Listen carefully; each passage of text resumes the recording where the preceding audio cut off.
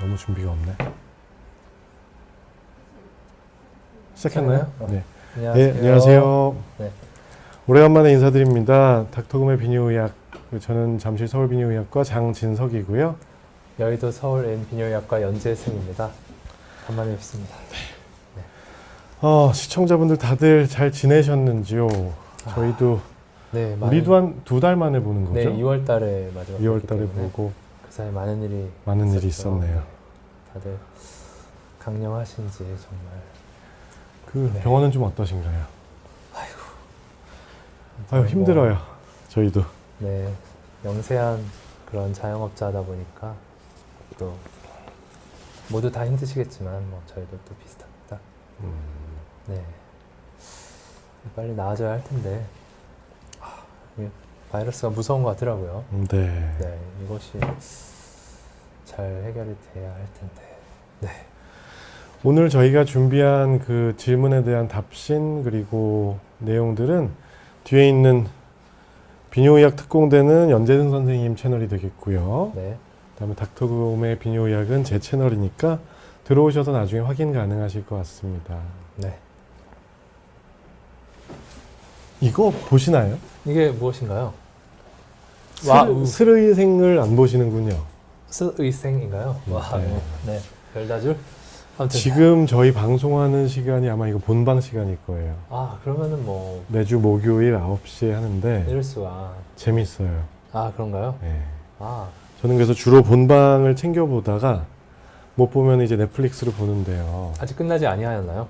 오늘 아마 7화인가 그럴 거예요. 얼마 안 됐네요. 그러니까 2달 안 됐겠죠? 99학번이네요.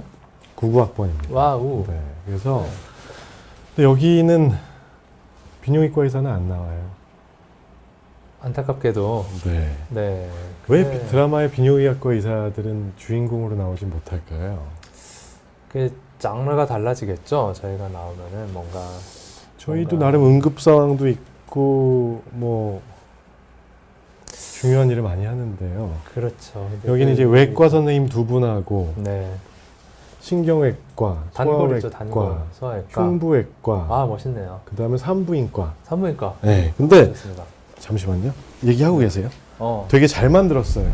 잘 만든 그 말인즉슨 너무나 일반적으로 의료 관련 드라마가 조금 아쉽다고 여겨지는 그런 막 연애만 치중하거나 이런 것보다도 진짜 좀 더 리얼한 부분이 있다는 말씀인가요? 아니 연애 연애도 당연히 하고. 나오고 네네. 되게 그 당연히 해야지. 네. 선생님 몇 학번이죠? 저는 본과 05학번. 그러니까 의전원이죠. 의전원 저 때는 의전원은 없었고 편입. 편입. 네. 그래서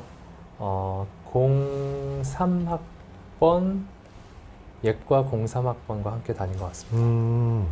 아무튼 되게 저랑 비슷한 또래의 얘기라서 공감 가는 부분도 많고 정말요? 디테일을 되게 잘 만들었어요. 아이고 본방을 못 보셔서 어떡하나요? 네, 아니, 본방을 못 보는 게 문제가 아니라 저희 채널을 별로 안 봐주실 것 같아서 시청자 이거 다 보실 것 같아요. 아무튼 네네네. 그러셔도 됩니다. 나중에 네, 나중에 보셔도 나중에 돼요. 보셔도 됩니다. 네. 근데 그 사춘기는 언제님? 대학병원 신경외과는 분위기 좋던데 정형외과는 살벌한 분위기였어요. 그 슬기로운 의사생활 네. 다 공감 가는 부분도 많은데 이렇게 아름답고 친한 친구들 동기들끼리 매일 점심을 같이 먹을 수 있고 밴드 활동도 할 수 있고 이러면은 네. 저희도 대학에 열심히 남으려고 했을지도 몰라요. 학생이 아니라 병원에 계신 분들이 교수님들이에요, 이 지금 사람들이. 교수님들이 그렇게 아름답게 지내고 계신가요? 그러니까 되게 이거는 그리고 저렇게 훈훈한 인물의 의사 선생님 사실 별로 없고 네? 뭐라고요? 여기 훈훈한 그 배우분들 이런 너무 죄송합니다. 네. 간만에 와서 감을 잘 못 잡고 있습니다. 그래서 이제 또 저희가 준비한 내용을 질문 주셨던 거에 대해서 그 답을 드리면서 앞에 그 질문을 그 달아주시면은 저희가 펜 차트를 준비해서 정리해서 좀 답을 드려보려고 합니다. 와, 좋습니다. 이취금님 제가 좀 살이 쪘나요? 그 코로나 때문에 운동도 많이 못하고 그랬더니 거의 집밥만 먹었더니 네. 오히려 그 좀 통통해지는 것 같습니다. 네. 여기 또 드라마 대신에 와주신 분들 정말 감사합니다. 네. 자, BSS님의 질문입니다. 정관 수술하면은 인지기능 저하, 치매 유발한다는 얘기가 있던데 네. 어떻게 생각하시나요? 이게 생리적으로는 막상 맞닿지는 않는 느낌입니다. 정관 네. 수술이라는 게 결국은 저희가 그냥 정말 각 좌우 고환에서 정자를 수송하는 역할만을 하고 있는 그런 외나무 다리인 정관을 그것도 굉장히 그 디스탈 그 끝쪽에서 그냥 똑똑 잘라버릴 뿐이기 때문에요. 그로 인해서 어떠한 생리적인 큰 변화나 어떤 혈액을 타고 도는 어떤 다른 물질이 달라진다거나 이런 건 없을 것 같은데, 이를테면은 원래 정관이 발생해 있지 않은 분들이라든가 아니면은 뭐 그런 선천적인 차이가 있는 분들도 간혹 계신데, 그런 분들이 또 이런 인지기능 장애가 있는 것이냐, 뭐 그런 연구가 있는지 모르겠습니다. 뭐 저도 연관성은 없을 것 같고요. 이런 연구가 하나 있긴 하더라고요. 발표된 거를 보고서 아마 얘기를 하시는 것 같은데 연구가 하나 팩트는 있었군요. 아닌 것 같습니다. 좀 이따가 말씀을 드릴게요. 그리고 정관 수술 관련한 질문이 또 있어서 네. 38세 남성께서 정관 수술 후에 만성 통증이 있어서 고생을 하고 계신다고 하네요. 네. 예전에 정계정맥류 때문에 왼쪽에 통증이 있었고 수술을 하신 적이 있고요. 근데 정계정맥류 재발 통증인 줄 알았는데 정관 수술 후유증이라고 생각을 하시고 있는 것 같아요. 왜냐하면 양쪽이 번갈아 같은 통증이 유발하셨기 때문이네요. 네. 통증이 간헐적이지만 사정하고 나면 반드시 통증이 찾아오고 걷어차인 것 같은 얼얼한 느낌이라고 말씀 주셨는데, 지금 6개월 됐다라고 말씀하신 게 저로서는 조금 그래도 희망을 가질 수 있는 게 아닐까라고 생각을 살짝 해봅니다만. 그래서 수술한 병원에 가서 그 얘기를 하셨더니 수술 부위는 문제가 없고 아마 대학병원으로 의뢰를 해서 분당 차병원 같은데 초음파를 찍었더니 문제는 없다라고 들으셨대요. 그래서 불편하실 것 같은데요. 이런 경험 좀 있으세요? 저는 다행히 제가 수술한 케이스에서 만성 통증으로 오신 분은 아직은 다행히 없으시고요. 예전에 수술을 하고 나서부터는 뭐 조금, 그러니까 늘 아프시다기보다는 약간 약점처럼, 예전에 수술 전에는 아니랬는데 수술 후에는 뭐 예를 들어 조금 더 통증이 민감해졌다고 해야 되나, 좀 더 피로하고 조금 더 뭐 음주를 하셨다거나 이런저런 좀 컨디션이 나쁠 때 뭐 우리하고 묵직하게, 혹은 진짜로 부고환염처럼 부어서 오시는 분이 간혹 계시긴 하더라고요. 이거는 진짜 뭐 안타까운 케이스죠. 안타까운 케이스죠. 그죠.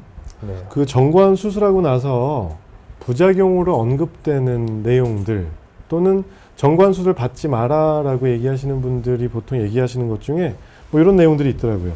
정관 수술 후에 통증 증후군이 꽤 많은 확률로 발생을 하니까 그 통증을 안고 살 필요는 없다. 성욕이 떨어질 수 있다. 전립선암 암 발생률이 높아진다. 그 프로그레시브 아파지아라고 하는 진행형 실어증 등 치매 관련된 뭐 유발 요인이 될 수 있다. 뭐 이런 얘기들이 있는데 네.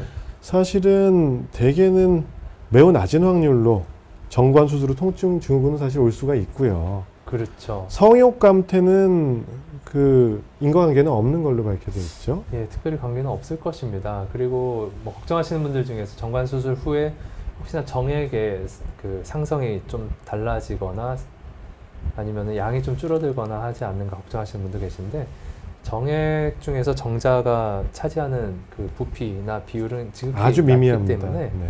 네, 오히려 그걸로 구분이 가능하면은 저희가 정관 수술 후에 정액 검사로서 무정자 상태가 됐는지 확인을 할 필요가 없겠죠. 근데 겉으로 봤을 땐 전혀 차이가 없기 때문에 그런저런 성적 행위나 이런 거에서도 이론적으로 차이가 있을 이유는 없는데, 사실 뭐 인체라는 게 참 신비로우니까 어떤 관계가 있을지는 근데 실제 흔하지는 않은 것 같습니다. 그 아까 치매 관련된 그 얘기를 주신 분도 이런 연구가 있는데, 이게 그냥 단순한 케이스 컨트롤 스터디 아주 기초적인 연구 자료였고, 그 뭐 실어증이 있는 환자군과 일반인군을 비교를 했을 때, 그러니까 많은 N수도 아니고 많은 인원을 연구를 한 것도 아니고 실어증을 겪고 있는 사람 중에서 정관 수술한 퍼센티지가 유의하게 높았다. 50명 정도를 예. 비교한 그냥 단순 연구였거든요. 그래서 이런 게 만약에 교과서적으로 인정이 되려면은 더 추가적인 대규모 연구 또는 뭔가 그 하이어러키가 높은 수준 높은 연구가 있어야지. 이게 2010년도 넘은 연구인 것 같더라고요. 근데 그 이후로 교과서나 이런 데서는 전혀 언급되지 않고 있습니다. 네. 그래서 정액량이 주는 것도 아니고 성욕 감퇴도 인과관계는 없고. 그럼 이제 정관수술 후 통증 증후군은 어떠냐? 요거는 이제 저희 병원에서 이제 정관수술을 많이 하는 편인데요. 네. 동의서를 이렇게 받거든요. 선생님도 받으시겠죠? 네네. 그래서 기본적인 단순한 수술 후에 발생할 수 있는 합병증으로는 통증이 올 수 있고, 그러니까 수술 당시 또는 직후에 통증이 올 수 있고, 염증이나 출혈의 소지가 있고, 그 다음에 정관수술 중에는 재개통이라는 거 이제 저는 본 적은 없거든요. 저도 본 적 없습니다. 1000명에 1명꼴로 정관수술이 잘 끝났는데 수년이 지나서 이게 스물스물 이어져가지고 어떤 이유에서건 간에 임신이 되는 또는 정자가 보이는 경우가 네. 1000에 1명꼴로 있다라고 알려져 아주 있거든요. 당혹스러운 일이겠죠. 그 다음에 요 만성 통증 이렇게 줄 쳐놓고 그 동의서를 봤는데 저는 사실 최근에 작년 한 11월 달에 저희 병원에 다른 원장님한테 수술 받으신 그 환자분이 네. 이걸로 고생하신 분이 있어요. 5개월쯤 됐네요. 네. 11월 달에 하셨으면. 그래서 그 뭐 환자분께서 당연히 불편하고 아래쪽에 계속 욱신욱신 쑤시는 거예요. 아, 근데 예전에도 그런 경험이 좀 있으셨고 전립선염은 전립선 염 아닐까요? 같은 거를 경험하신 네. 이력이 있으셨고 근데 너무 불편하시다는 거예요. 그래서 조금 기다려 보시죠. 3개월, 6개월 정자는 안 나오고 수술은 잘 됐는데 네. 그래서 이제 대학병원도 가셨어요. 네, 네. 다른 비뇨기과도 가보시고 답답하시니까. 예, 저희 다른 원장님한테 수술 받고 제가 진찰도 했고 네. 다른 개원과 비뇨기과도 가고 대학병원도 가서 했는데 다른 문제는 전혀 없었거든요. 그러니까 아까 질문 주신 분처럼 답답한 케이스인 것이죠. 그죠. 그러니까 아주 치명적인 문제는 당연히 없는 것이죠. 영상이든 뭐든 그게 없는 게. 근데 본인은 아프시니까. 네. 그게 그래서 이런 경우에는 한 1년 정도까지 조금 더 지켜보시면서 네. 아까 질문 주신 분도 이 통증 증후군은 한 6개월 정도 지나셨다면 한 1년 정도까지 지켜보시고 만약에 통증이 계속되시면은 통증 자체에 대한 어떤 그 검사 또는 치료, 약을 좀 쓴다든지 다른 요인, 부고환염이나 전립선염이 있는 건 아닌지를 한번 생각해 보시는 것도 좋을 것 같습니다. 약간 간헐적으로 때때로 그러다가 말았다가 하신다고 하면은 그럴 때 중간중간에 뭐 전립선염이나 부고환염에 준해서 약물 치료를 했을 때 상당히 호전을 보는 분도 간혹 계시고 가끔은 이제 세균 감염 때문에 진짜 염증이 되는 경우도 있으니까 네. 필요하다면 범사를 권해볼 수도 있긴 하겠습니다. 그리고 생갈치 1호의 행방불명님께서 정관 수술하면 다시 풀 수도 있나요? 라고 말씀을 주셨는데 네. 이게 정관 수술 과정에서 저희가 정관이라는 밧줄이 있으면은 중간에 자릅니다. 중간에 상당한 길이 정도를 그냥 떼어내고 양쪽에 혹은 뭐 한쪽에 세지 말라고 이게 묶어주는데 그 묶는다는 행위가 너무나 좀 의식적으로 크게 다가와서 아 그럼 묶어서 이거를 끊는 거면은 뭐 풀 수도 있지 않느냐 이런 생각이 들게끔 돼 있는데요. 네. 사실은 중간에 완전히 그냥 잘라버리기 때문에 복원 수술이라는 개념으로 새로 들어가야 되고 뭐든지 끊는 것보다는 있는 게 어렵죠. 그래서 복원 수술은 대학병원 같은 곳에 가셔서 그 현미경을 보고 머리카락보다 가느다란 그런 실을 가지고 숙련된 교수님들이 한 땀 한 땀 장인의 손길로 살짝 이어 주어야지 비로소 복원이 되는 수술인데 뭐 여담입니다만 정자가 다시 나오는 확률은 그래도 한 80% 많게는 90%까지도 보고되어 있긴 한데 그 시간 동안에 조금 정액 퀄리티가 낮아질 수 있고 또 보통 복원 수술을 하는 거는 늦둥이를 원해서 하는 경우가 많은데 그 배우자분도 그때보다는 조금 연령이 들 수 있기 때문에 그 실제로 임신이 될 확률은 한 50% 정도라고 본다고 돼 있긴 하죠. 네. 너무 말이 길었네요. 네, 정관 수술. 복원 수술은 가능한데 아무튼 복원을 해야 될 상황이 혹시라도 있을 것 같다. 그러면 저희는 정관수술을 권하지 않습니다. 늦둥이 계획이 있거나 혹시라도 가족 계획이 완전히 끝났다고 생각이 됐을 때 하시는 게 맞겠고요. 네. 복원 수술은 수술 후에 정관 수술 후에 기간이 오래 지날수록 그 확률도 떨어지고 하기 네. 때문에 그렇죠. 그리고 여기 아까 어떤 분께서 EK님 고모부 정관 수술 후 임신됨 써주셨는데 아이고. 재계통이 때문에 임신되는 경우도 있지만 더 흔한 경우는 정관 수술을 했다고 해서 바로 이제 불임으로 되는 게 아니라 그 상부 통로에는 정자들이 남아있기 때문에 직후에 그냥 관계하시면 임신이 되실 수가 있어요. 네, 방심했다가 그래서 그래서 저희가 꼭 정액 검사를 꼭 하셔야 됩니다. 그쵸, 무정자를 확인하고 그 다음에 다시 네, 이제 소기의 목적을 달성하고 부부의 금슬을 향상시키면 되겠죠. 네. 달짜님, 이매령님 얘기는 조금 이따가 그 말씀드리도록 하고요. 아이고. 네. 네.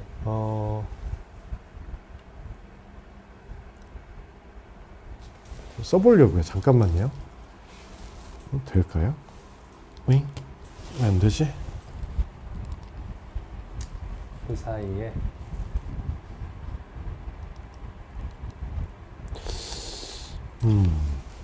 될까요?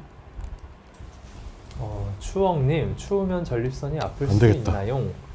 아, 네. 전립선 쪽이 아프다고 말씀하시는 게 어느 쪽인지 모르겠지만 아마도 항문 근처 회음부라든가 아니면은 뭐 치골 훨씬 깊은 쪽 아니면 요독의 깊은 쪽이라고 생각하실 수도 있겠는데 춥다고 해서 꼭 그렇지는 않습니다만 네. 저는 비세균성의 전립선염의 상당 부분이 그쪽에 이제 혈액순환이 잘 안 됐을 때 산소 공급 안 되고 노폐물이 쌓여서 전립선의 세포 조직들이 조금 데미지를 받거나 손상받을 때 증상이 심해진다고 저는 생각을 하고 있기 때문에 뭐 극심하게 추운 상태에서 심부 장기이긴 하지만 그래도 뭔가 너무 몸이 움츠러들고 그쪽에 혈액순환이 잘 안 됐을 때 조금 뭐 전립선염이 늘상 좀 있는 분들은 조금 더 그리고 추울 민감하게 때는 반응할 수도 있을 것 같아요. 배뇨 장애 같은 건 조금 더 심해지기 때문에 동반해서 그 전립선염 증상이 더 심해지는 것 같긴 합니다.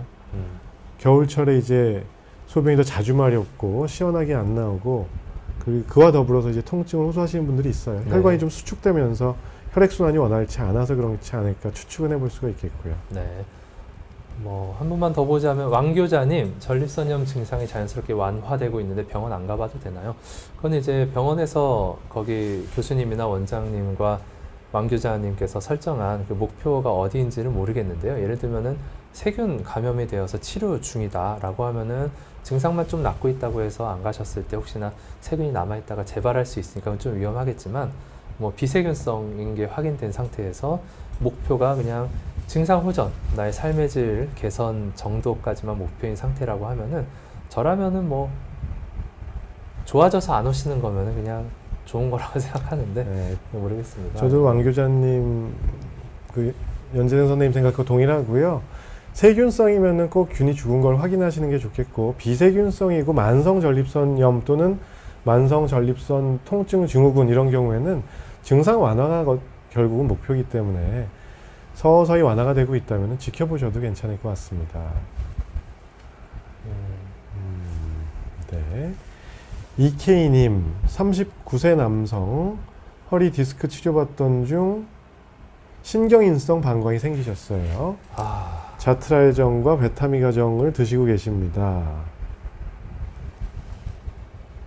자, 신경인성 방광이라고 하는 그 진단명이 붙으면은 아주 간단한 질환은 아니라고 생각이 됩니다. 네. 여러 가지 원인에 의해서 신경인성 방광이라는 그 질환이 오는데 그 중에서 이제 뇌 신경계통의 손상이라든지 특히 배뇨를 조절하는 요추, 허리 디스크라든지 요추 4번, 5번 이쪽에 뭔가 신경 손상이 오면은 소변을 잘 참지 못하고 자주 마렵고 이런 증상이 올 수가 있거든요.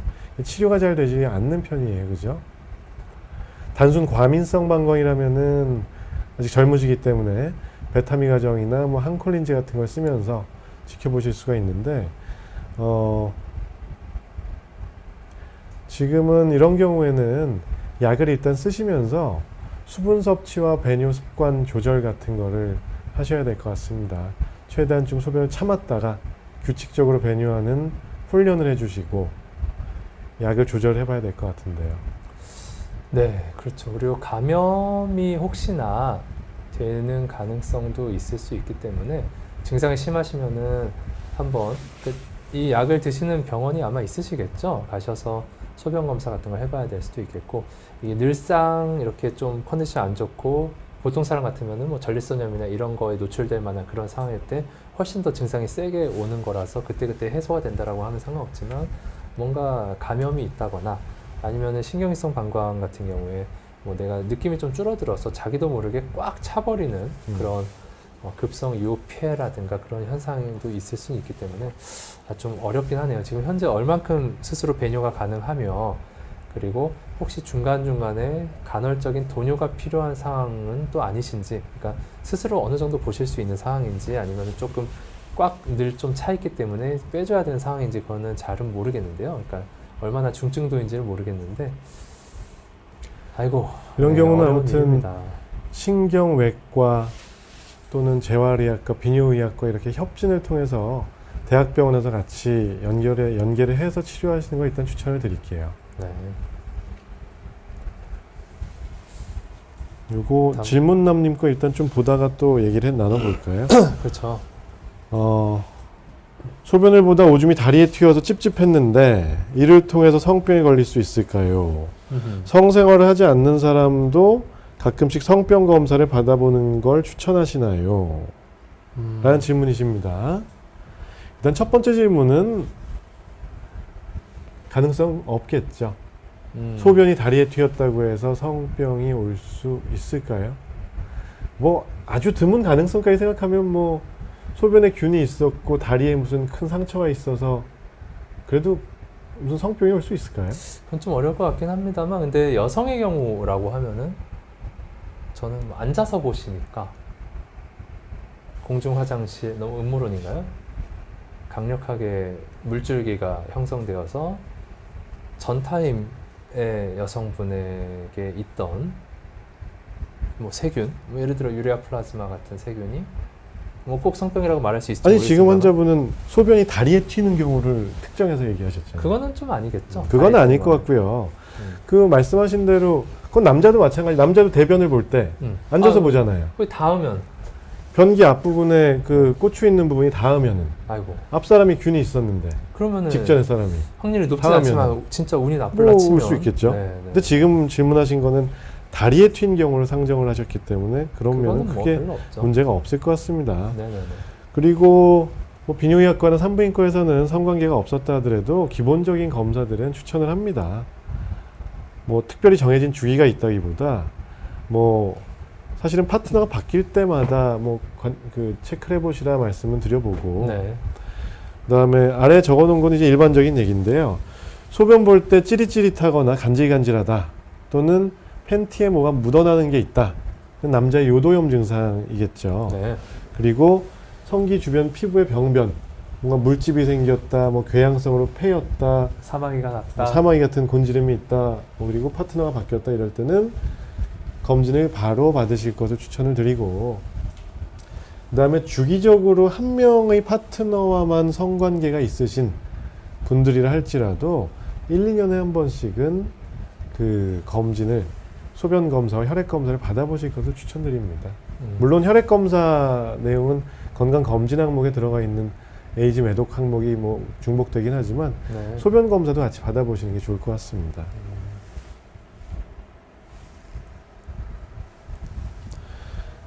궁금합니다 님의 질문이고요. 요거 이제 항상 자주 듣는 질문이죠. 네. 남자친구와만 관계 중인 20대 여성입니다. STD 검사에서 마이코플라즈마가 검출되어서 항생제도 복용을 했는데 재검을 하니까 가드네렐라가 나왔습니다. 뭐 그거는 가능하겠죠. 네. 가드네렐라를 잡는 약을 쓴 이후에 또 검사를 했는데 이번엔 유레아 플라즈마 파붐이 나왔습니다. 이건 어떻게 해석을 해야 될까요? 뭐 다양한 해석이 있을 수 있겠습니다만. 네. 또 이어지는 질문입니다. 네네. 유레아 플라즈마, 유레아 리티쿰을 진단받고 항생제를 복용했는데 이번에 치료가 돼도 또 재발을 할 수 있을까요? 성관계 이외에도 다른 경로로 걸릴 수 있는 건지 궁금합니다. 네, 비슷한 맥락의 질문들이 여러 개가 있죠. 이게 가장 흔하게 이슈가 되고 있고, 저는 뭐 그냥 이런 걸로 오시면은 최대한 안심을 시켜드리는 정도로 생각을 하는데, 뭐 유레아 플라즈마 정도로 우리가 괜히 그 크게 막 흔들리거나 또 뭐 서로 다투거나 그럴 필요는 전혀 없다고 저는 생각을 네, 저도 하는데요. 그렇게 말씀을 드립니다. 네. 실제로 엄청 많이 오세요. 이 균 때문에, 균에 대한 이슈와 논란과 걱정과 질문 때문에 병원으로 문의 전화도 많이 하시고, 이거는 한 3일, 이틀 전에 네.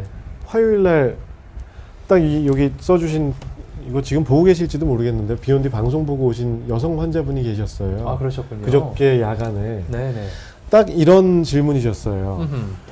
내용인즉슨 유레아 플라즈마에는 두 종류가 있습니다. 유레아 플라즈마 파붐이 있고 유레알리티쿰이라고 하는 게 있는데, 유레알리티쿰이 진단이 되셨대요. 네. 그래서 흔히들 유레알리티쿰을 100% 성병이라고 설명을 하시는 산부인과 선생님도 간혹 계시고, 어허. 또 그렇게 설명을 들으신 거예요. 그래서 항생제를 세게 썼어요. 산부인과에서. 네. 뭐 아지스로마이신, 뭐 독시사이클린, 네. 주사, 세파클러 뭐 쭉 썼어요. 네. 일주 약을 쓰고 검사를 했더니 계속 살아있어요. 일주일 만에 검사. 그 다음에 안 죽었으니까 약을 또 바꿔서 또 일주 쓰셨고, 네. 검사했더니 살아있어요. 아, 그래요? 또 일주 썼고 검사했는데 균이 뭐 다른 게 나왔나 그랬던 거예요. 어허. 근데 남자친구분은 균이 안 나오시는 거예요. 그래서 이제 인터넷 검색을 하다 보니까 남자는 소변으로 보는 검사는 정확도가 떨어진다. 이거는 대개는 성병이기 때문에 같이 치료를 무조건 해야 된다라고 산부인과 선생님께 말씀을 하셔서 네. 아주 우려가 돼서 오셨던 거죠. 무료가 그리고 많이 되셨군요. 방광염도 안 없어진다고 하셨던 거예요. 방광염 치료를 3주로 하셨다고 그랬나? 하여튼 질염과 방광염이 같이 있는데, 네. 근데 대개 방광염은 한 1주 정도면 다 없어지거든요. 그렇죠. 저는 그건 아닐 것 같다. 음. 그래서 소변 검사를 했더니 소변에 염증이 없었어요. 아, 네. 그럼 방광염이 그리고 아니네요. 방광염이 아닌 거죠. 네. 증상은 뭐 방광염하고 비슷한데, 아, 빈뇨나 빈뇨. 그러니까 통증까지? 통증은 별로 없는데 네. 아래쪽이 계속 무지근하고 찝찝하고 밑쪽이 빠질 것 같고 이런 얘기를 하시는 거예요. 질염과 연관돼 있을 수도 있겠고요. 그래서 균도 없고 염증, 균은 아직 결과 못 봤는데 염증 연료가 없고 일단 안심을 시켜드렸어요. 네. 그래서 이거는 저희가 둘이 생각하는 게 무조건 맞다는 얘기가 아니고요. 저희도 다를 수 있습니다. 네. 그때 저희 산부인과 문경용 선생님도 이제 멘토로 올라왔던데, 네. 한참 이 얘기를 같이 했었어요. 네. 산부인과에서는 이걸 조금 더 비중 있게 다루긴 한다. 왜냐하면 여성분의 건강과 임신하고 직결될 수 있는 거기 때문에 잡균일지언정 조금 세게 얘기를 해서 네. 꼼꼼하게 치료할 것을 권하고, 파트너 치료를 보통 되게 같이 권하는 편이다라고 네, 네. 하더라고요. 그래서 일단 정리를 해보면은 교과서적으로는 뒤에 보이실지 모르겠는데요. 위에서부터 임질, 클라미디아, 마이코플라즈마 제니탈리움이라고 하는 애들은 대개는 여성의 질염과 요도염을, 남자의 요도염을 일으키는 성병이라고 보시면 되고요. 이제 네 번째 있는 게 유레아 플라즈마 유레알리티쿰은 꼭 성병이라는 증거는 없다. 일부는 공생균이다. 로 알려져 있고요. 그 다음에 트리코모나스 바지날리스는 성병균은 맞는데 대개 여성분한테만 그 증상을 일으키고 남자들은 모르고 넘어가는 수도 많아서 일단은 치료는 해야 될 것 같고요. 밑에 있는 세 가지, 호미니스, 유레아 플라즈마 파붐, 가드넬라, 뭐 캔디다까지 그런 애들은 대개 성병으로 분류하지는 않는다. 뭐 이 정도 내용에 동일하실까요? 뭐 세부적으로는 조금 다를 수는 있겠지만요. 뭐 비슷하죠. 저는 이제 설명드리기로 얘들의 공통점은 이제 무증상 감염이 굉장히 흔하기 때문에 증상이 있고 없고를 이들의 감염 여부를 알 수는 없고, 대신에 증상이 있다고 하면은 남자는 요도염, 전립선염, 여자는 질염, 방광염 등을 일으킬 수 있고, 여기 있는 모든 것들이 성관계를 통해 전파는 가능한데, 근데 아래 적어주신 유레아 플라즈마 파붐, 뭐 마이코플라즈마 호미니스 혹은 유레아 리티쿰까지도 저는 그 메커니즘은 잘 모르겠는데요. 진짜 저희 친구나 아니면 저의 케이스라든가 성관계, 그러니까 클리어한 걸 확인한 후 성관계 1도 없었던 기혼의 저희 친구 한번 그냥 검사를 권해서 했더니 난데없이 유레아 플라즈마가 발생했는 경우를 보면, 정확한 메커니즘 모르겠습니다. 이게 뭐 토양에서 살지는 모르겠는데 저는 그냥 찜질방, 헬스장, 목욕탕, 화장실, 사우나, 수영장 알 수 없는 데서 옮을 수도 있지 않을까라고 요 아래 말씀을 것들은 그렇게 드리는 올 편이고요. 수가 있을 것 같습니다. 네. 네, 이거는 그리고 그 검사 방법의 오류이기도 한데 요새 뭐 코로나 때문에 뭐 RT-PCR 이런 얘기들 많이 하잖아요. 굉장히 모두가 다 알게 되었죠. 예, 그 검사 원래 보통 그 비뇨기과, 산부인과에서 많이 하는 검사였는데 이제 뭐 많은 분들이 알게 되셨는데 그 PCR이라는 검사는 민감도가 매우 높죠. 네네네. 그래서 그 DNA 서열을 뭐 수십만 배 증폭을 해서 보는 거기 때문에 균 개체 수가 뭐 조금밖에 없어도 나올 수가 있어서 위양성도 꽤 있어요. 네, 검사상의 네, 네. 어떤 컨태미네이션이나 위양성의 가능성도 있기 때문에 물론 지속적으로 나오는 경우에는 뭐 검사상의 오류는 아니겠지만 그런 가능성도 있겠다라는 네. 얘기고요. 위음성, 위양성 다 있다고 보고 저는 그래서 여성분이 여자친구가 감염돼서 남성분이 왔다라고 하셨을 때는 검사도 검사대로 하지만 여성분이 갖고 계신 세균에 준해서 만약에 가능하다면은 동의하고 약을 그냥 들여버리기도 하는 편입니다. 왜냐면은 진짜 몇 프로라도 뭐 간혹 드물게 소변에서 안 나오고 정액에서만 나온다든가 이런 케이스를 들은 바는 있어서 네. 열심히 치료했는데 관계하고 나서 또 걸렸다. 그래서 남자분이 아쉬운 소리 들으면 그것도 좀 슬픈 일이라서 근데 뭐 정해진 그런 건 없는 것 같습니다. 네. 그래서 이건 교과서적인 내용인데 우리 예전에 한번 저희 그 방송 네. 때 다루었을 거예요. 네, 네, 네. 제가 좋아하는 슬라이드인데 나중에 그 다시 보기 하시면 확대된 거를 올려드릴게요. 네. 그 커멘살리즘 보통 공생균이죠. 네. 미생물은 이익을 얻으나 인간은 이득도 손해도 없는 관계라고 정의를 해놨습니다. 손해 엄청 많죠. 저는 손해가 많다고 봅니다만 왜냐면은 무증상인 경우도 있지만 이거 때문에 요도염, 전립선염, 질염, 방광염 걸려서 오셔서 치료하면 낫는 경우를 보기 때문에 근데 손해도 없는 관계도 꽤 있어서 그렇죠. 네 그런 상태인 경우도 있고 해서 여기에 해당하는 균들이 호미니스, 유레아프다 파붐, 가드넬라 버지날리스 외에도 유레알리티쿰도 요즘은 그 이쪽으로 분류가 되어서 들어가기 때문에 너무 유레아플라즈마, 유레알리티쿰이 나왔다고 해서 심각하게 뭐 성병이라고만 생각하시는 거는 잘못된 생각일 것 같습니다. 네, 싸우지 않는 게 좋을 것 같습니다. 네, 이것도 비슷한 내용이고요. 나중에 보시면 될 것 같습니다. 저기 질문을 좀 받아볼게요. 네. 제가 지금 여기서 뭘 하고 있냐면은 저희가 펜 차트를 이용해서 질문을 여기다가 써보려고 했는데 되게 안 되네요. 여의치 아니한가요? 여의치 않아요. 그렇다면은 질문 주신 것들이 정리가 잘 안 되는 것 같아서 여기다 제가 좀 쓰고 뒤에 띄워보려고 했는데 좀 쉽지가 않거든요. 안타깝습니다. 양해해 주시면은 다음부터 하고요. 일단은 질문 주신 거를 위해서부터 받아볼게요. 추억님, 전립선 크기가 어느 정도 커지면 수술을 해야 되는 건가요? 다시 작아지게 할 수는 없나요? 와 이거는 정말 질문을 너무 잘 주셔서 다 아시는 분이 이렇게 질문을 주신 건지도 모를 정도인데요. 전립선 크기가 수술을 꼭 해야 된다라는 그런 딱 정해져 있는 건 없는데요. 절대 기준은 없어요. 네. 보통은 이제 전립선의 정상 크기를 20cc라고 봅니다. 작은 살구나 뭐 호두 정도 크기로 보면 되겠는데요. 부피니까요. 그리고 전립선 뭐 이거보다 크다라고 하면 이론적으로 전립선 비대증일 텐데 이게 다 평균이 20이다 보니까 뭐 어떤 분은 16인 분도 있을 거고 어떤 분은 25인 분도 있을 겁니다. 가장 자기가 젊고 창창한 20대일 때라도. 근데 여튼 이제 연령이 높아지고 소변이 좀 불편해졌다라고 해서 전립선 크기 검사를 초음파로 해봤을 때 네. 제가 봤을 땐 전립선 비대증이 한 30cc에서 40cc 사이에 가장 많이 분포를 많이 하고 계신 것 같은데 그 안쪽은 좀 제가 봤을 때는 그레이존입니다. 그러니까 30이라고 해서 소변이 꼭 그러니까 꼭 좀 편하고 40cc는 꼭 많이 불편하고 이렇게 딱 맞춰서 소변이 불편하고 편한 정도가 있는 게 아닌 것 같고요. 그 많이 큰데도 잘 보는 분도 계시고 그렇죠. 작은데도 못 보는 분도 계셔서 이런 수술이나 치료나 이런 거에 대해서는 어디까지나 증상이 굉장히 중요한 것 같고 다만 이제 40cc 넘어가면 이제 2배 이상 큰 거기 때문에 언제든 크기를 어떻게든 줄이는 조치 이를테면은 수술 그리고 아까 자연스럽게 크기를 줄이는 방법 여쭤보셨는데 그 소위 말하는 젊은 분들 드시는 탈모약에 해당하는 아보다트, 프로스카라고 하는 그런 약들이 6개월 이상 장복했을 때 전립선 크기 한 60% 정도 40% 정도로 줄여서 한 6할 정도로 만드는 그런 기능이 있기 때문에 수술을 하든 줄이든 고민을 해볼 수 있는데 뭐 수술을 아무나 할 건 아니고요. 수술의 대상도 어디든 가시면은 저희 비뇨기과 의사 선생님들이 많이 고민을 합니다.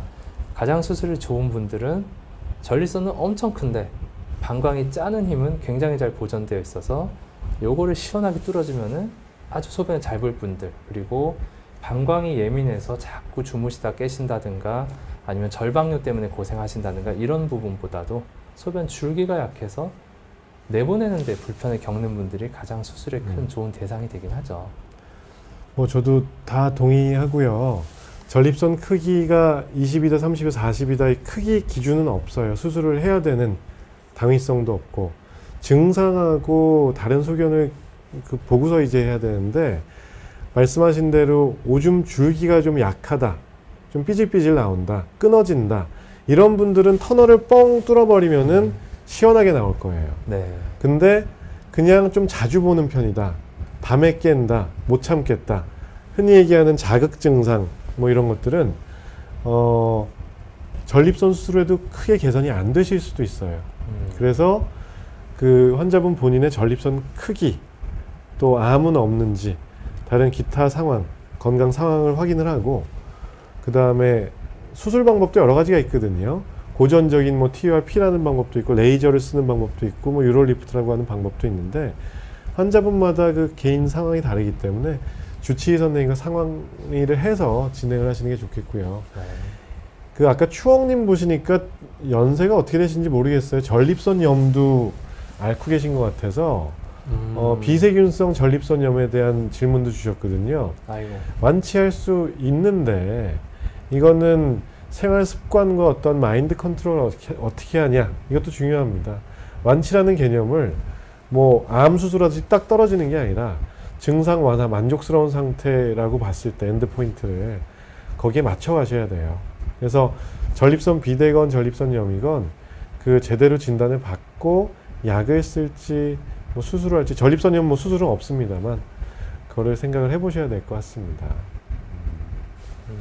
그리고 그러니까 탈모약 그 피나스테리드라고 하는 프로스카랑 아보다트라고 하는 두타스테리드 계통이 전립선 크기를 줄일 수도 있는데 그거 비뇨기과에서는 일단 1단계로 아무나 쓰는 건 아니고요. 1단계 치료제를 쓸 수는 있는데 전립선 크기가 좀 크거나 뭐 요폐의 경험이 있거나 또는 그거야말로 적응증이 좀 있거든요. 아주 초기부터 쓰시면은 오히려 그건 그렇게 권장하지는 않습니다. 네. 네. 그리고 딸기 80님인가요? 딸기님, 혈뇨가 딸기 80님. 생기면 신장암, 신우암 등을 의심하라는데 여성의 경우 생리와 어떻게 구분하나요? 산부인과 비뇨기과 진단이 다른가요? 일단은 연령이 제일 중요하시겠죠. 딸기 80님께서는 아마 80년생이시면은 아직도 만으로 40대도 아직 안 되신 아직 젊은 분이기 때문에 뭐 특별히 엄청나게 죄송합니다. 89년생이시네요. 89년생이시군요. 네. 죄송합니다. 훨씬 더 젊으시기 때문에 지금 뭐 암을 의심할 건 전혀 아니고요. 여성의 경우는 참 헷갈리는 게 진짜 생리 전후 해서 이게 혈뇨야 아니면은 그냥 생리혈이 소변에 묻어나오는 거야 고민스러울 때가 있는데요. 생리가 아닌 시점에 소변 검사 해보시면 되는 거고 지금 일단 네. 너무 젊으셔서 암을 의심할 정황적 근거는 없고요. 그리고 일단 뭐 흡연을 했다거나 아니면 고령이시라거나 아니면은 뭐 생리가 아닐 때도 유관적으로 특히 혈뇨가 나온다거나 할 때는 그래도 유관적 혈뇨가 있으면은 20% 30% 정도 비뇨기계 그 종양 질환을 의심을 해볼 수는 있는 거기 때문에 뭐 지금 젊으시니까 그냥 건강검진 하실 때 복부, 신장, 방광 초음파 열심히 한번 봐달라고 말씀하시는 정도면 어떨까 싶고 나중에 좀 위험에 처해 계신 그런 고령자이시거나 이런 분들이 이런 경우라고 하면은 대학병원 그 의원급을 거쳐서 대학병원 한번 가셔서 뭐 CT 찍고 내시경 보고 하시는 정도면 어떨까 싶습니다. 혈뇨가 나오셨다고 하면은 이게 검진에서 나온 현미경적 혈뇨인지 아니면 눈으로 보기에 왈칵 피가 나온 건지도 사실 중요하고요. 네. 젊은 여성분들에서는 혈뇨가 나왔다고 너무 걱정부터 하시기보다는 가장 흔한 경우는 방광염이 급성으로 왔을 때 피가 비칠 수 있겠죠. 생리 외에는 방광염 1번, 그렇죠. 그 다음에 요로결석, 결석도 있고. 종양은 맨 후순입니다. 방광암, 뭐 신우암, 신장암 이런 것들은 중년 이후에 담배 태우시는 남성분들한테 많은 거니까요. 물론 아예 배제할 수는 없겠지만, 그래서 비뇨기과과 가서 검사하고 필요하면은 추가적으로 CT 또는 방광 내시경을 볼 수가 있으세요. 그렇게 보시면 될 것 같습니다. 대구 48님. 네, 대구 48님. 네, 감기약을 먹으면 화장실 자주 가게 되는 것 같던데 감기약이 그쪽이 안 좋나요? 와, 이것도 뭐 교과서적인 이야기입니다. 네, 아주 좋은 질문이시죠. 예, 그러실 수 있지요. 네. 48년생이실 수도 있겠는데요. 아, 물론 아닐 수도 있겠죠. 제가 왜 자꾸 이런 걸 이렇게 생각하는지. 근데 여튼 왜냐면은 연령이 좀 있으신 상태에서 전립선 비대증이 살짝 오신 분들은 네. 감기약 중에서 특히 코 막힌 거를 좀 풀어주는 약의 그렇죠. 성분 중에 코는 풀어주는데 전립선은 쪼여버리는 그런 네. 영향이 있는 약의 성분이 간혹 섞여 있을 수가 있는데요. 네. 뭐 아주 쌩쌩한 20대 남성들이 그런 거 복용해도 큰 영향은 되게는 없지만 전립선 비대증이 뭐 있으시거나 아니면 염증 때문에 심하게 부어 있다거나 하는 분들이 이런 거 드시면은 이렇게 소변 줄기 좀 약한 것 같고 좀 자주 보는 것 같고 뭐 이런 식으로 느껴질 수 있는데 약이 다 떨어지고 나면 뭐 원상복귀는 되니까. 그래서 겨울철에 그 감기약 드셨다가 오시는 고령 남성 환자분들 꽤 많아요. 아, 그렇죠. 소변이 그냥 셧다운 되는 거예요.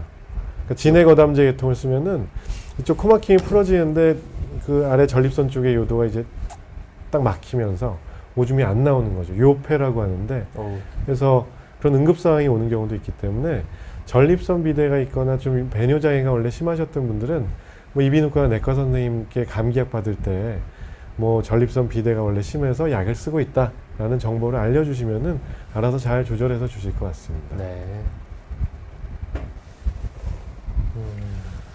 요거 전립선 얘기 좀 하다 말았으니까 여기 뒤에 그 말씀드리고, 네.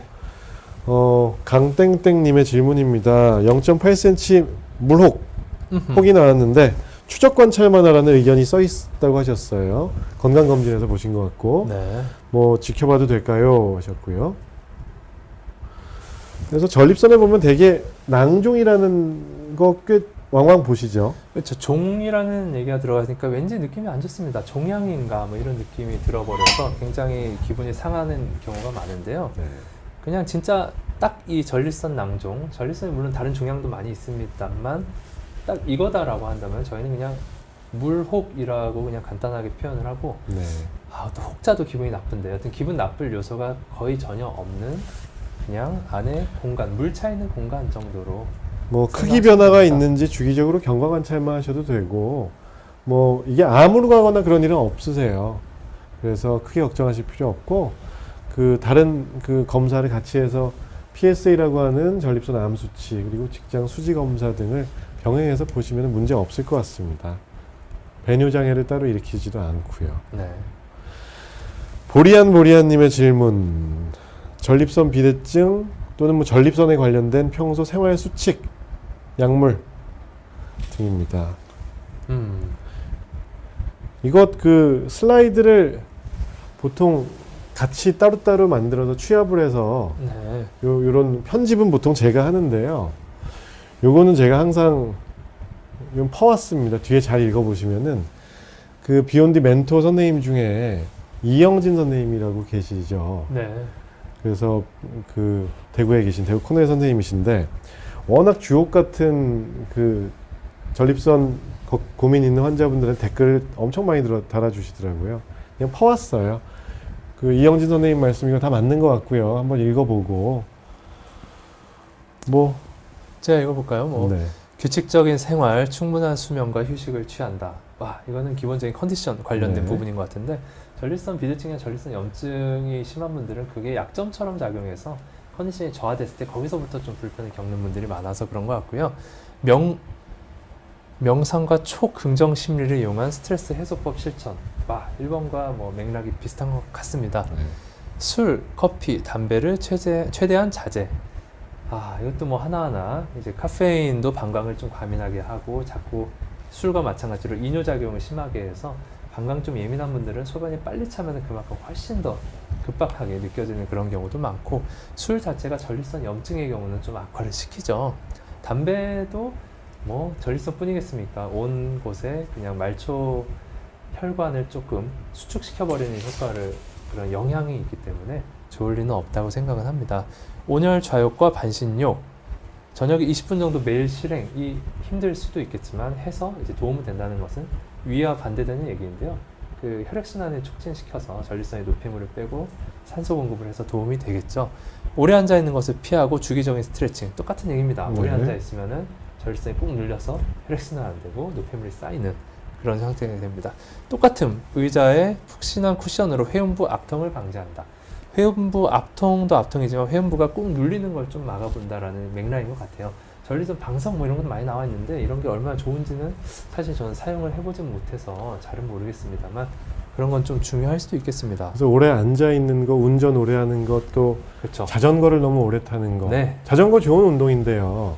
전립선이 안 좋으신 분들한테는 추천드리고 싶지 않다. 뭐 그 그렇죠. 정도고요. 육식을 줄이고 채식 위주의 식생활을 한다. 토마토, 양파, 마늘을 섭취한다. 자기 전에는 수분 섭취를 줄인다. 규칙적인 운동. 다 옳은 말씀이고. 이대로 살면 정말 다른 네. 부분도 건강, 네, 정말 내외적으로 건강해질 것 같습니다. 보통 저도 뭐 다 비슷한 얘기를 진료 볼 때는 구두로 설명을 드리고 네. 이렇게 10계명처럼 만들어서 뭐 이렇게 올린 적은 없는데요. 아무튼 공감을 하고요. 그 다음에 그거에 추가해서 전립선 건강에서 제일 중요한 거는 이제 한 45세, 50세 이상에서는 건강 검진을 잘 받으셔야 돼요. 그러니까 내가 불편하지 않다고 다가 아니고 전립선 암은 증상이 별로 없는 경우도 네. 많기 때문에 중년 이상의 남성에서는 증상만으로 구분이 되지 않기 때문에 꼭 비뇨기과에서 PSA 검사, 직장 수지 검사, 항문 초음파 검사 등을 주기적으로 받으셔야 돼요. 이거 꼭 기억해 주시고 생활 습관 저는 강조하는 거는 뭐 과민성 방광 환자들한테도 말씀드리고 뭐 요로결석 환자들한테도 말씀을 드리지만 물 많이 먹으라고 합니다. 수분 섭취가 제일 중요하다. 그리고 소변은 한 3시간에 한 번 정도를 목표로 해서 주기적으로 한 번에 많이 볼수록 뭐 배뇨 장애 증상은 개선될 수 있기 때문에 이런 습관을 길러주시라고 꼭 강조를 드립니다.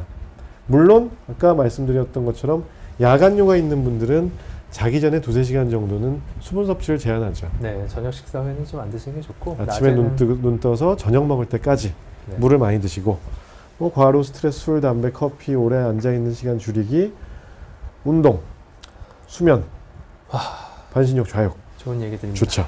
좋은 얘기예요. 네. 저는 얼마나 지키고 있는지 잘 모르겠습니다. 아, 그래도 요새 코로나 이 시국 때문에 삶이 많이 바뀌는 것 같아요. 어떻게 바뀌셨나요? 술을 안 먹게 됐어요. 만남 같은 만남이 게 일단 없으니까. 부담스러우니까. 네. 네, 그러니까 바로 집으로 가서 네. 가족과 함께 시간을 보내고 주말에도 이제 계속 같이 있고 어디 안 나가게 되더라고요. 그렇죠. 뭐 저희 같은 경우는 혹시라도 감염이 되면은 자가격리가 좀 네. 저희도 일하는 의료진들 원장님이 저까지 뭐 3명이 있는데 진료 시간도 좀 줄였어요. 서로 동선 안 겹치게. 예. 혹시라도 문제 있으면 사람이 버글버글한 것보다는 동시에 뭐 요즘 환자분들도 많이 안 오시는데 뭐 그렇게 많이 있을 이유도 없고 그런 것 같습니다. 일단은 전립선 10계명까지 봤으니까 또 그 설명을 쭉 보신 걸 한번 볼까요? 네. 한의성님 지난번에도 2달 전에 질문을 한번 주셨던 것 같습니다. 경기도 외곽 지역에 있는데 타 지역의 남성 수술 관련 병원을 홍보하는 현수막을 자주 보는데 남성이 하는 남성 수술에 대한 남성과 여성의 관점은 어떻게 봐야 하는 걸까요? 남성이 그런 수술을 하면 관계시 과연 좋은 걸까? 아니면 단순히 남성의 자기 만족일까요? 와, 굉장히 철학적인 질문. 어려운 질문이십니다. 네. 개인적으로 다 생각이 다르실 것 같은데 아까 포경 수술에 대한 질문도 사실 뭐 어려운 질문이고요. 네. 제 생각은 호호. 저는 자기 만족이라고 생각을 합니다. 그 측면이 더 크다고 생각을 합니다. 남성의 컴플렉스를 메꿔주고 뭐 이거지 기능적으로 또는 이걸 뭐 내 배우자 또는 여성분을 위해서 수술한다? 그거는 저는 잘 모르겠어요. 그게 얼마나 관계시의 극치감을 올려줄지 이런 거는 확대 수술이라면은 사실 전 되게 보수적으로 설명을 하죠. 그렇군요. 저희가 설명하는 게 늘상 그렇지만 수술하러 오신 분한테 항상 수술 후에 생길 수 있는 문제점부터 설명을 드려야잖아요. 네. 이거 꼭 하셔야 되겠냐. 그래서 모든 그런 게 투철하신 분들만 나중에 또 만족도가 좋으세요. 네. 뭔가 너무 큰 기대를 하고서 길이 연장 수술, 뭐 둘레 확대 수술, 귀두 확대 수술, 조루 수술을 행하게 되면은 나중에 환자분도 만족도가 떨어지고 저도 환자분 뵙기가 참 죄송스럽기도 하고 그래서 저는 자기 만족이고 선별적으로 수술합니다. 그래서 네. 또 두 분 사이에 그것은 또 두 분 사이에서만 알 수 있는 것이기 때문에 또 뭐 그것으로 그죠. 네, 서로 조금 더 만족할 수 있고 매력을 높일 수 있는 그런 배우자분께서 분들도 원해서 계시겠죠. 오시는 분들도 꽤 많이 있어요. 그러니까요. 네. 음, 그래서 그거는 이제 지극히 어떤 주관적인 개인적인. 가치관에 따른 문제일 수 있겠죠. 네. 아이고 답변이 잘 되었는지 모르겠지만. 답이 없어요, 이거는. 네네네. 키메라님, 30대인데 성욕이 생기지 않아 호르몬 검사를 했는데 4.68 정상입니다. 네. 좋으시네요. 남성 호르몬 수치를 높이는 가장 확실한 방법이 뭔가요? 호르몬 수치를 높이는 방법이라는 게 있을까요? 남성 호르몬은 그 고환이 만들어내는 그런 물질인 건데 각자 그것도 어느 정도 피드백이 들어가 있기 때문에 지금 내 상황, 내 신체, 내 밸런스에서 적당히 맞는 부분으로 이루어지고 있겠죠. 여튼 이렇게 젊은 분은 2.5에서 한 8.4 정도 정상으로 볼 텐데 4.68이면 정말 뭐 중앙값 정도보다 좀 높으실 거예요. 네, 전혀 문제가 4.5 정도 없고 이상이니까. 다만 성욕이 생기지 않는다라고 하신다면은 그거는 저는 진짜 어디 휴양지 가셔서 3개월만 쉬고 오시면 성욕이 생기지 않을까. 그러니까 너무 좀 그러니까 아까 힘드신- 이거 보실 때 이거 얼마나 지키냐고 물어보신 분들이 있었잖아요. 이거랑 거의 일맥상통합니다. 남성 호르몬 수치를 올리기 위한 10계명일 수도 있어요, 이게. 아까 얘기한 저희가 술, 담배, 커피 오래 앉아 있는 거 줄이고 수면 충분하게 취하고 긍정적으로 즐겁게 지내고 물 많이 드시고 그다음에 유산소 운동하고 네. 그걸 하다 보면은 서서히 올라가는 거겠죠. 네, 근데 뭐 저희도 하기 힘든 말씀을 또 이렇게 드려봤자 사실 큰 대답은 안 되고 그냥 진짜 이론적인 얘기만 될 수 있으니까요. 그러니까 제가 봤을 때는 남성 호르몬, 성욕, 성관계 이런 게 약간 이제 선순환이 있고 악순환이 있다고 저는 생각을 하는데요. 약간 원시인처럼 살 수 있다면은 그 선순환이 돌아갑니다.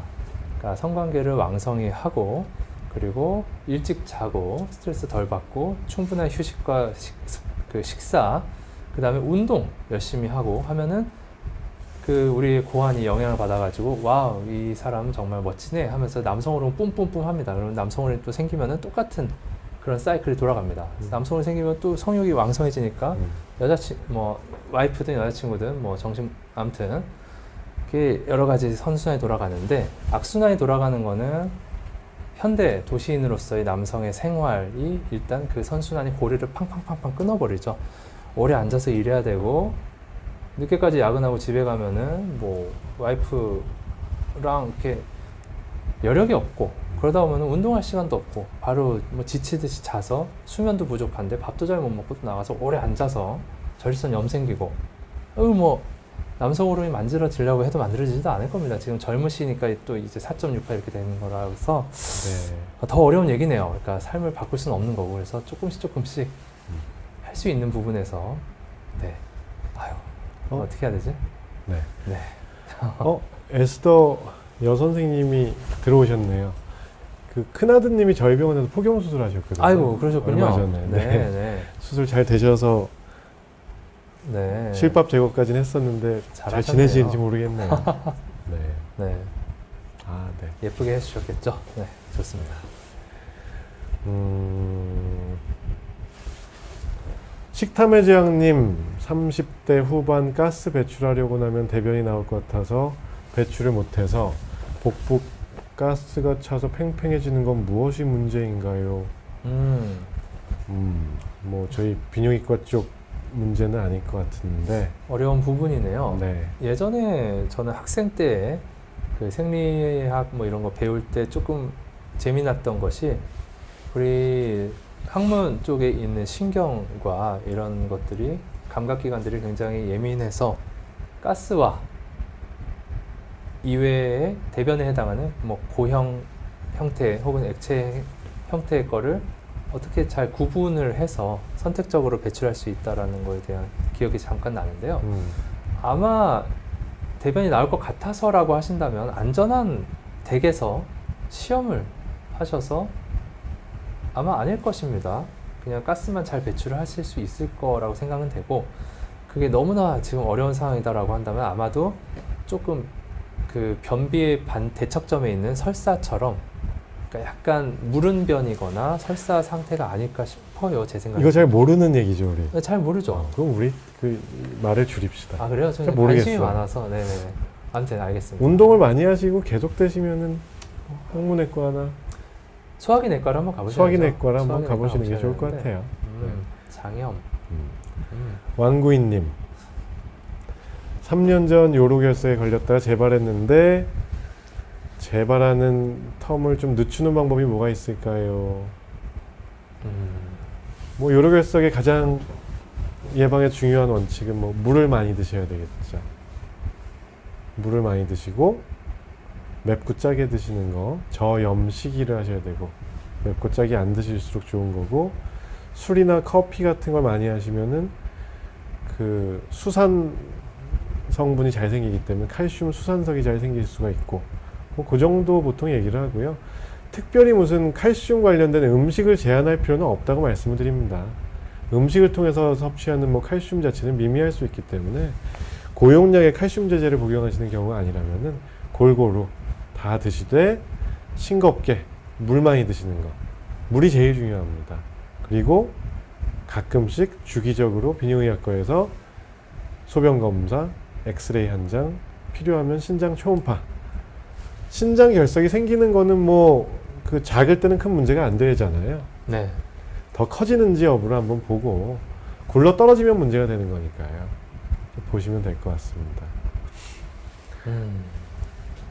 오프더볼님께서는 남성분이신지 여성분이신지 모르겠지만 아는 형이라고 하셨어요. 남자분이시네요. 한 6, 70kg 정도 되시면은 한 2.5리터 정도 드시는 게 좋을 것 같습니다.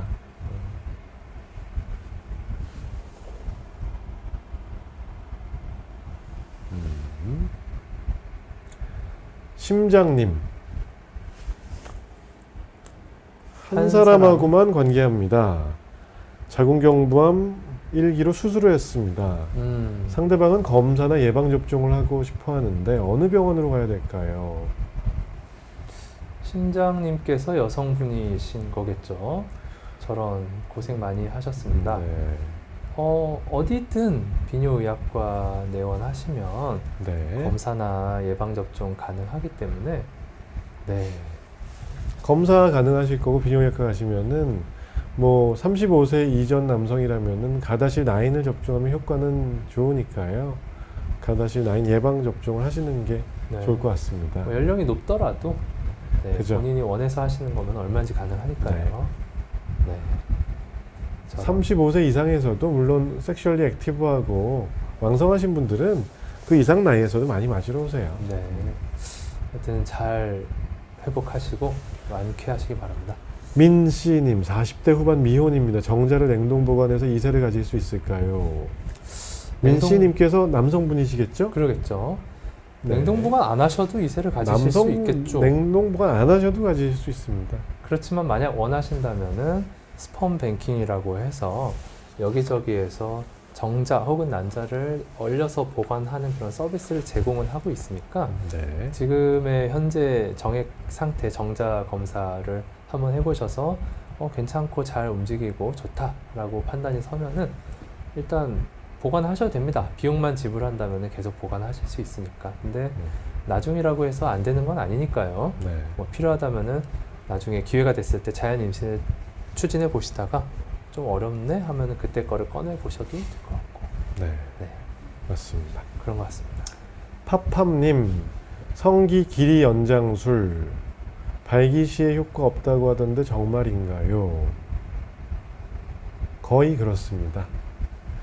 발기가 됐을 때는 그렇게 연장되는 효과가 없으세요. 보통 평상시에 약간 뭐 성기 왜소 컴플렉스 같은 게 있는 분들이 조금 더 길어 보이는 그 성기를 붙잡고 있는 현수인대 네. 또는 그 인대를 좀 끊어놓는 거거든요. 그래서 조금 빠져 보이게 하는 효과가 있는 거죠. 뭐. 그래서 맨날 무슨 비유를 했었죠? 그때? 아, 뭐 63빌딩의 해발 고도가 중요한 거 그거 말씀하신 거예요? 해발고도. 네. 네. 그렇다시피 발기가 됐을 때는 거의 비슷하다고 생각하시면 됩니다. 시나몬님, 여성분들 요실금 수술을 산부인과에서 많이 하던데 비뇨기과에서 수술하는 게 좋은가요? 산부인과에서 하는 게 좋은가요? 일단 배뇨 관련된 거에 대한 지극한 관심은 이제 저희들이 관심이 아무래도 더 크긴 하죠. 그러니까 요실금 수술은 비뇨의학과에서 먼저 시작을 하고 더 대학병원이나 이런 곳에서 경험이 많은 분들이 많이 계시긴 한데 부인과 쪽도 어찌어찌 굉장히 인접한 장기이다 보니까 거기서도 수술을 많이 하시는 건 사실인 것 같습니다. 그래서 꼭 그게 뭐 어느 쪽 좋다 나쁘다 그렇지만 당연히 비뇨의학과가 기본적으로는 잘하죠. 그러니까 배뇨에 대해서 더 깊이 이해하고 좋아하고 관심이 있는 거는 저희 쪽이니까요. 근데 일반적으로 수술이 굉장히 큰 난도가 높은 거는 일단 사람마다 다르겠습니다만 대체로는 잘 이루어지기 때문에 대체로 마치 방광염과 같습니다. 대체로 치료가 잘 되는 편이어서 대개에는 큰 문제는 없는데 이 수술을 하고 나서 뭐 소변 보기 힘든 요폐가 생긴다거나 뭐 여러 가지 좀 드문 문제가 생겼을 때는 훨씬 더 비뇨의학과 그러니까 그런 게 좀 피하기 위해서도 비뇨의학과가 낫긴 할 거고 문제가 생긴 이후에는 또 비뇨의학과 내원을 주시면 거기서 조금 그거를 뭐 끊어본다든가 아니면은 재수술을 한다든가 이런 식으로 좀 진행을 하는 것 같긴 합니다. 네. 수술이 말씀하신 대로 그렇게 어려운 수술이 아니기 때문에 산부인과에서도 많이 하시는데 그 어떤 오리지널리티는 비뇨기과에서 처음 시작을 한 거고 그 다음에 소변이 새고 막히고 이런 거는 저희 소관이거든요, 사실은. 네. 그래서 비뇨의학과에서 하시는 걸 추천을 하고요. 특히나 단순 케이스가 아니라 좀 어려운 케이스도 있을 수 있고 이게 요실금 수술이란 건 너무 꽉 조이면은 요폐처럼 오줌이 잘 안 나올 수가 있겠죠. 밸브가 헐거워져서 수술을 하는 건데 너무 꽉 조이면 오줌이 안 나올 것이고 뭐 그 좀 느슨하게 조이면은 수술을 했는데도 셀 수가 있거든요. 그게 항상 요실금 수술의 부작용이거든요. 그래서 그 수술 후에 뭔가 후유증 또는 부작용 같은 걸 더 잘 관리할 수 있는 데는 비뇨의학과가 아닐까 싶습니다. 네. 근데 저희는 수술을 안 해요. 그죠? 안 하시죠? 아, 저는 안 합니다. 네, 저도 안 하고 당연히 하는 비뇨의학과가 별로 없긴 해요. 많진 않아요. 그런가요? 아, 일단 개원가에서는. 개원가에서. 개원가에 저희처럼 나와 있는 사람들은 잘 안 하죠. 아, 그게 아무래도 대학병원 비뇨의학과에서 수술 받으실 거면 대학병원에서 하시는 걸 추천을 하죠. 그렇죠. 하는 분들도 물론 많이 계십니다. 오프 더 볼님께서 어떤 질문을 주셨기에 극강의 질문이신 건가요? 성리가 왜 있나요? 와, 이건 또 굉장히 철학적인 질문이신 네. 것 같은데, 일단 우리가 뭐 자웅동체가 아니라 그러니까 양성을 갖고 있는 동물이다 보니까 아무래도 이제 후손을 남기기 위해서 유전자를 재조합하는 그런 과정이 필요할 거고, 그거의 뭐 물리적인 접합선이죠. 그 세균이 아니지 뭐 미생물 중에서 뭔가 수정선 이런 걸로 DNA 교환하고 이런 게 있지 않나요? 죄송합니다. 이거는 잘 기억이 안 납니다. 근데 글쎄요. DNA 유전자를 우리가 재조합해서 후손을 남기는 그런 이제 생물이니까. 오프더볼님 죄송해요. 저희가 잘 몰라요 이런 거. 네, 너무 어려운 질문이세요 이게. 차라리 막 네. 아까 또 뭐였죠? 그 강동호 선생님이 답해 주실 만한 뭐 그런 질문도 하나 있었는데요. 그런 거 사실 잘 모릅니다. 역할은 확실히 분담이 되어 있는 것 같습니다. 그러니까 유전자는 반반 섞어야겠고 그 중에 그런 얘기는 누구나 다 할 수 있어요. 네. 그러니까요. 그러니까 재밌잖아요. 예. 그 중에 누가 키우긴 키워야겠고 이렇게 주고 받고. 네. 네. 다시 저쪽으로 가서 박지민님 포경 수술은 꼭 해야 되는지요?라고 물어보셔서 예전에 한번 저희 굉장히 포경 시간을 네, 1시간 반 동안 포경 수술 얘기만 한 적도 있는데 요새 많이 하나요? 저는 그냥 근근히 간간히 하는 편이고요. 이제 학교 안 가는 시간이 좀 길어지니까 눈치 게임 1 하는 것처럼 이제 지금 이제 할까? 라는 식으로 한두 분씩 오시는 경우가 있는 것 같은데 뭐 딱 잘라 결론만 말씀드리자면은 포경 수술 반드시 필요한 건 아니지만 했을 때 이득이 상당히 있어서 본인이 선택을 해서 인생 중 어느 때든 저 얼마 전에 80대 남성분도 한 적이 있습니다. 그 이유를 잘 말씀을 안 해주셨는데 네. 그냥 하고 싶다고 하셔서 좋습니다. 의외로 그 고령 환자분들 포경 수술 꽤 많이 했어요, 저는. 왜냐하면은 남자가 나이가 더 들면은 성기가 점점 쪼그라들 수 있잖아요. 포피는 그대로 남아 있는데 예전에 포경 수술을 하신 분들도 덮여서 너무 지저분하다고 해서 원하시면 해드리고 저도 꼭 해야 되는 수술은 아니고요. 하면은 장점이 있고 개별적으로 뭔가 개별 상황이 있으니까 필요성을 느끼시면은 와서 받으시면 안전하게 하면 되는데 저는 올해 되게 많이 했어요. 아 정말요? 네, 계속 별로 안 하다가 이게 방학이 길어지니까요. 네네네. 이거 뭐 6학년, 중학교 1학년 집에 있는 시간에 이참에 이걸 해야 되겠다. 놀면 뭐하나. 그래서 뭐 그렇게 했고 네. 마침 뒤에 슬라이드가 귀두 포피엄에 관련된 거여서 갑자기? 포경 안 하시는 분들 중에 이건 애기 성기겠죠. 네. 이렇게 귀두 포피엄이 올 수도 있고 뭐 이런 염증이 올 수가 있는데 아이고. 안쪽에 이렇게 누런 게 아이고 갑자기 사진이 나왔네요. 네. 이렇게 남는 포피가 많으면은 여기에 뭔가 그 염증부터 해서 각종 질환이 잘 생길 수가 있습니다. 그래서 이런 걸 예방하는 측면도 있고 각종 성병을 줄이는 차원에서 포경 수술을 권장을 하기는 거죠, 뭐 대개는. 네. 뭐 청결 이런 얘기죠. 네. 그러니까 뭐 네. 귀도 이제 보고 저희도 비뇨기과에서도 포경 수술을 무조건 해야 된다라고 얘기하지 않으니까요. 잘 생각해 보시고 필요하다고 판단이 되시면 하시면 되는 것 같습니다. 네. 그래서 귀두 포피엄은 의외로 많죠.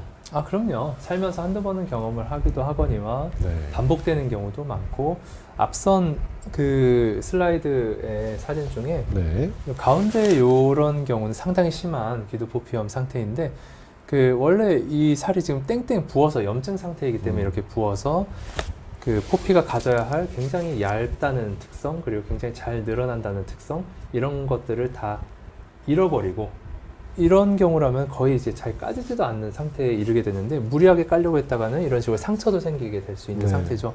이런 경우 진짜 간혹 흔히 또 보는데 은근히 당뇨 있으신 분들 네, 이렇게 맞아요. 되는 경우 꽤 있습니다. 소변에 포도당이 섞여서인지 되게 어떠한 이유에서인지 진짜 세균이 살기 좋은 환경이 될 수도 있겠고 조직 자체가 자꾸 포도당이 잔뜩 섞여 있는 소변에 닿으면서 염증성 변화가 일어나는 것 같기도 하고 이건 잘 모르겠습니다. 어떤 다른 화학적인 문제 때문에 조직이 변할 수도 있겠고 저희가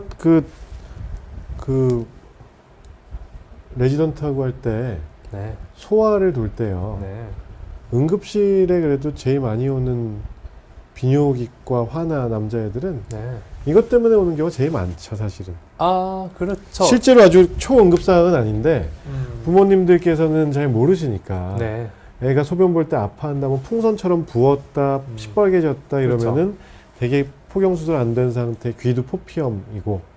그러니까 진짜 너무 아파서 아기가 소변 누는 거를 포기하고 안 누고 해서 빵빵해지는 경우도 그럴 간혹 때도 있죠. 그럴 때는 진짜 물도 안 응급이죠. 마시려고 그러고. 진짜 응급이죠. 그래서 이런 염증을 자주 겪다 보면은 나중에 안쪽의 조직의 유착도 심해져요. 네. 그리고 이제 플란트 이터널 님이나 식탐의 장님도 말씀 주셨는데 안 씻어서 혹은 아기들 같은 경우에 어느 순간 너무 재밌어서 자꾸 만지게 되는 습관이 잠깐 오는데 그때 이제 세균이겠죠. 손독이 올라서 되는 경우도 물론 있습니다만 오히려 이제 성인들의 귀두포피엄은 오히려 너무 또 열심히 씻으시다 보니까 거기에 좀 자연적인 피부에 그런 좀 건조해진다거나 아니면 작은 상처들 때문에 오히려 세균들이 침범하거나 이런 경우도 있어서 귀두포피엄이나 이런 것들이 이제 꼭 지저분해서 생긴다라고 하면은 너무나 또 억울한 분들이 세상에 많아지는 그죠. 그런 게 있죠. 그렇습니다. 네. 도미노님의 질문. 오늘 몇 시까지인가요? 오늘이요? 네. 다음에 방송이 누가 없으세요? 한 10분 정도만 더 하고 저기 질문만 다 해소를 하고 네, 피디님도 그러시죠. 들어가셔야 되니까. 그러니까요. 너무 죄송할 네. 뿐입니다. 저희가 항상 시간이 초과돼서 네. I am Eric님은 요도관 괄약근과 항문 괄약근이 연관이 있나요? 물론 해부학적으로 다른 친구들인데 남성에게 있어서는 결국 그거를 우리가 손가락처럼 따로 조절할 수는 없고 그렇죠. 소위 말하는 뭐 케겔 운동 혹은 항문 조이는 운동 혹은 대변을 끊는 행위 이런 모든 그 조이는 거 있죠. 그거 했을 때 요도 쪽 괄약근도 함께 조여지는 그러니까 좀 연관돼 있긴 아마 하겠습니다. 케겔 운동 때문에 질문을 주신 거라면은 뭐 연관이 있다고 보시면 되겠죠. 그거를 이제 한쪽만 구분을 져서 훈련을 시킬 수가 없죠. 예. 네, 그래서 요도관 괄약근, 항문 괄약근 해부학적으로 위치도 가깝고 케겔 운동할 때 같이 강화가 될 것 같습니다. HCUJ님, 잔뇨감이 평소에 자주 있는데 문제가 있는 건가요? 우리 그 질문 어디 있었는데, 그죠? 또 질문 받은 거는 많은데. 자, 마침 다른 분 질문 주셨던 게 있어서 이걸로 가름을 할게요. 잔뇨감. 잔뇨감 여러 가지로 사용이 되는데 실제 배뇨 후에 방광 안에 배뇨라는 거는 방광에 있는 소변을 싹 비우는 거가 퍼펙트하고 완벽하다고 생각하는데 잔뇨가 어느 정도 남을 수는 있습니다. 그게 진짜 남아서 잔뇨감을 느끼는 분도 있고 혹은 어느 정도 비웠는데 방광이 좀 예민해져 있거나 전립선 염증 때문에 실제 별로 없음에도 느낌이 잔뇨가 좀 남았다라고 시원치 않다라고 느끼는 분도 계시고 또 어떤 분은 실제 소변을 다 보고 나서 요도 끝으로 몇 방울 소변이 떨어지는 그 요 점적 현상을 잔뇨감이라고 표현하는 분들도 계신데 뭐가 됐든 많이 있다라고 하시면은 한번 병원에 가보시면 병원에 가서 체크해 보시고요. 잔뇨감이 진짜로 실제로 방광이 많이 남은 경우하고 또는 소변 다 보고 나서 남자의 경우인데요. 뚝뚝 떨어지는 거. 요 점적. 두 개를 좀 혼동하시는 분이 있는데 그 둘 다 뭔가 문제가 있을 수가 있습니다. 근데 제일 중요한 건 일단 물을 많이 드시고 한 번에 좀 양을 많이 볼 수 있게 훈련을 해주시는 게 좋습니다. 네. 그래야 잔뇨량이 되려 줄어들 수 있다. 뭐 이런 연구들이 많기 때문에요. 계속 되시면 한번 보셔야 되겠죠. 불편하시면 병원 한번 가보셔야죠. 네. 자, 미리미네님, 전립선 약은 남자한테만 쓰여질 줄 알았는데 전립선 비대증 약을 처방을 받으셨다는 거죠. 그런 경우 있습니다. 전립선 비대증 약 중에 1차 약제가 이제 알파 블로커, 알파 차단제라고 하는 약제가 있는데, 뭐 그게 요도 확장 같은 기능이 있어서 소변을 시원하게 못 보시는 여성분들한테도 뭐 단독 또는 방광염 약하고 같이 쓰여지는 경우도 있고, 뭐 배뇨장애를 겪고 계신 여성분들한테도 충분히 쓸 수 있는 약입니다. 네, 곧잘 사용하는 편이고 네. 실제로도 그게 의학적으로도 당연히 형성돼 잘 연구도 되어 있고 실제로 쓸 수 있게끔 그 법이라고 해야 될까요? 그 모든 코드가 다 마련되어 있는 그런 약이기 때문에 다만 이제 전립선 비대증 약이라고 적혀 있어서 굉장히 의아하고 요즘은 약국에서 없는데. 받으면 제일 먼저 뭐 전립선 비대증의 증상 완화 뭐 이렇게 써 있으니까 그런 놀라셨을 게 있겠군요. 텐데 네. 다 사용 가능하십니다. 네. 그렇죠. 전립선 크기 줄이는 약을 쓰진 않았겠죠. 그런 거는 이제 네, 전혀 다른 약이니까. 네. 네. 추억님, 전립선에 가장 효과가 좋은 운동은 달리기일까요? 에스프레소가 전립선에 좋다는데 맞나요? 이럴 수가. 둘 다 저는 좀 생소한데요. 전립선의 건강에 뭐 가장 효과가 좋은 운동. 전립선의 건강은 일단은 안타깝지만 젊음. 그럼 뭐 우리가 어떻게 할 수 있는 건 아니니까요. 혈액순환을 좋게 만드는 그 정도. 너무 오래, 나쁜 걸 피해야겠죠. 너무 오래 앉아 있거나 뭐 과로, 스트레스, 수면 부족. 아까 그 10계명에도 적혀 있었던 그런 부분인데 일단 유산소 운동이 다 나쁠 건 없겠습니다만 저는 오히려 약간 앉았다 일어났다 뭐 스쿼트처럼 이 주변에 좀 혈류를 증가시키는 그것도 너무 과하게 해서는 복압이 증가해서 오히려 전립선에 눌려서 혈액순환이 안 될 수 있으니까 그러니까 어떻게 뭐 운동으로 전립선을 좋게 만드는 거가 어느 정도 효과가 있을지는 잘 모르겠네요. 에스프레소가 전립선에 좋다고 하는 거는 특별히 과학적 근거는 없을 것 같고요. 저는 개인적으로 달리기를 추천을 많이 합니다. 일단 유산소 운동을 추천을 많이 하는데 그렇죠. 예. 자전거보다는 자전거보다는 달리기이기 때문에 그리고는 하체 운동 네. 추천을 드리는 편입니다. 탐의 제왕님, 운동하다 급소를 가격당해. 급소가 여러 개가 있는데 어떤 급소인지 모르겠습니다만 다쳐도 전립선에 영향이 큰가요? 뭐 고환이나 뭐 성기 쪽을 생각하시는 것 같은데 뭐 전립선은 저기 회음부 안쪽에 있는 심부장기이기 때문에 그쪽에 무슨 큰 골절이나 이런 게 있지 않으면은 뭐 크게 영향은 없을 것 같은데요. 네. 네. 립선이는 다행히 더 안쪽에 있어서 네. 괜찮다. 컨택트님, 허리가 안 좋으면 만성 전립선염과 관련이 있나요? 허리 안 좋은 게 만성 전립선염을 직접 뭐 유발하거나 그렇다기보다 증상 부분에서 겹치는 게 많지 않을까요? 허리가 안 좋으면 뭐 방사통이라든지 퍼지는 통증도 있을 수 있고 네. 그게 전립선 통증 증후군하고 구분이 잘 안 될 수도 있겠고 또 아까 말씀드린 대로 요추 4번, 5번 이쪽은 배뇨와도 주관을 하는 신경계통이기 때문에 배뇨장애도 유발할 수가 있겠죠. 혹은 만성 전립선염의 뭐 흔한 부위는 아닙니다만 통증 부위 중에서 음경, 뭐 고환, 회음부, 치골, 그 좌우 서해부도 있겠지만 약간 천추가 있는 엉치 부분까지는 꽤나 거기까지는 좀 불편해하시는 분이 계셔서 완전히 허리까지 올라오진 않겠지만 여기 정도가 좀 불편한 분은 이게 요통인지 아니면 전립선염 때문에 아픈 건지 구분이 좀 어려우실 수도 있긴 하겠네요. 선후 관계가 좀 다르지만. 네. 네. 민우홍님, 전립선염 약을 먹으면 발기가 잘 되던데 이게 무슨 상관관계일까요? 와우, 이것도 멋진 말씀입니다. 그렇죠. 약간 이제 비아그라, 시알리스 이런 약들과 전립선염 약 중에서 아까 위에도 아까 말씀해 주셨던 알파 차단제라 불리우는 것이 결국 전립선 쪽에 혈류를 증대시키고 전립선 이완시켜서 비대증인 분들은 소변 시원하게 보고 잔뇨를 줄이는, 염증인 분들은 혈액순환시키고 노폐물 빼고 산소 공급하는 역할로 사용을 하는데 일단은 전립선염 때문에 발기가 좀 잘 안 되는 상황이었을 수도 있겠고 여기 풀리면서 그죠. 그리고 약간 연령이 있으신 분들 전립선 비대증으로 진단드리고 전립선 비대증 약이라고 하는 그 약을 드렸을 때 와 이거 먹으니까 소변도 잘 나오고 발기도 잘 돼 라고 하는 분도 계시고 역으로 하루에 한 번씩 드시는 시알리스 제제를 드렸을 때 그렇죠. 발기도 잘 되지만 소변도 잘 봐 라는 식으로 서로 약간 연관성이 좀 있습니다. 실제로도. 전립선염의 증상 중에서 그 통증도 있고 그다음에 그 배뇨장애도 있지만 발기력 저하나 아무튼 사정과 관련된 문제도 전립선염하고 밀접하거든요. 그래서 네.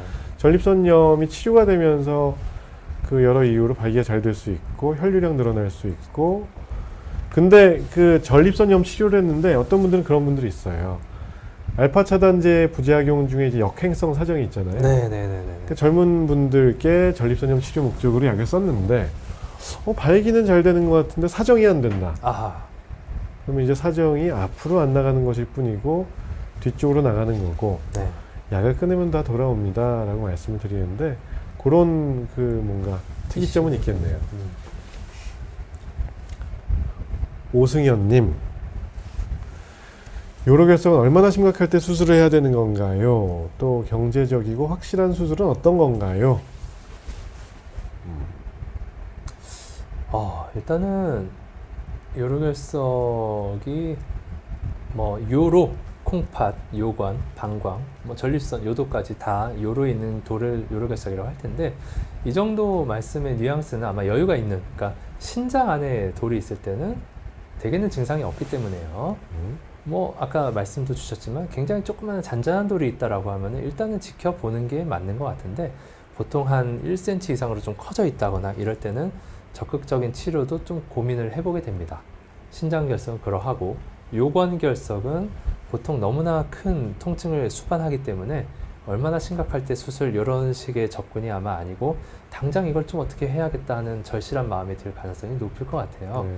그래서 요로결석의 치료라 함은 결국 세 가지인데 하나는 이제 그냥 기다리는 거, 대기 관찰, 자연 배출. 네, 알아서 빠지게끔.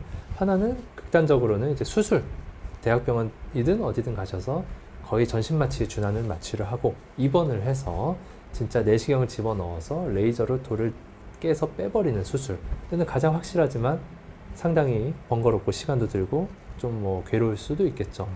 그 사이에 양쪽의 장점을 다 갖고 있지만 양쪽의 단점도 조금씩 갖고 있는 게 그 돌을 파쇄해서 배출시키는 쇠석술이라는 것들이 있는데 이것의 이제 경제성은 좀 따지긴 어렵겠습니다.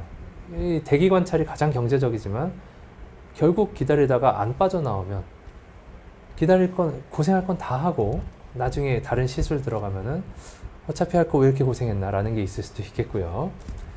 중간에 쇠석이라고 하는 거는 그 수술보다는 당연히 조금은 경제적인데 쇠석만으로 또 한 번에 잘 안 깨지는 돌도 있을 수 있어서 몇 번을 반복해서 하다 보면은 결국 수술 한 번보다 비용이 올라갈 수도 있겠고 수술 한 번이 확실하고 비용은 상당하지만 사실 쇠석으로도 빠지거나 기다려서 빠질 수 있는 돌이었다라고 하면은 조금 괜히 과했다 이렇게 볼 수도 있는 거여서 이게 결론을 좀 알고 미래를 살짝 엿보고 와서 결정할 수 있다면 좋겠는데 그렇지 못하다고 하면은 이게 경제성을 딱 논하기는 좀 어렵긴 합니다. 이 요로결석 치료 관련해서는 진짜로 1시간 넘게 얘기를 해도 모자르거든요. 저희 뭐 그 영상 중에 요로결석 치료에 대한 영상이 한 2-3편이 있습니다. 그걸 한번 참고를 해주시고 요즘은 아주 작은 경우가 아니면은 치료를 하는 게 맞다라고 보여지고요. 근데 돌이 사이즈가 작은지 큰지를 모르잖아요. 증상만 갖고는 모르거든요. 그러니까 증상이 있으면은 결석 경험이 있으신 분들은 다 그렇게 하시는데 빨리 가까운 비뇨기과나 응급실에 가셔야 돼요. 자연 배출 좋죠. 근데 돌이 애당초 안 빠질 돌인데 뭐 8mm 되는 돌인데 백날 기다려봐야 안 빠질 거거든요. 신장만 망가질 수 있죠. 3-4mm만 되는 그 정도 되는 돌이 있을 때 물 많이 드시고 뜀뛰기를 열심히 하면 빠진다는 얘기지.